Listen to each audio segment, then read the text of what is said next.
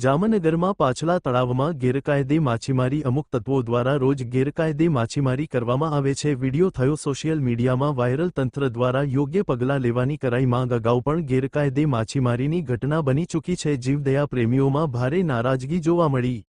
જામનગરમાં પાછલા તળાવમાં ગેરકાયદે માછીમારી અમુક તત્વો દ્વારા રોજ ગેરકાયદે માછીમારી કરવામાં આવે છે। વિડિયો થયો સોશિયલ મીડિયામાં વાયરલ। તંત્ર દ્વારા યોગ્ય પગલાં લેવાની કરાઈ માંગ। અગાઉ પણ ગેરકાયદે માછીમારીની ઘટના બની ચૂકી છે। જીવદયા પ્રેમીઓમાં ભારે નારાજગી જોવા મળી।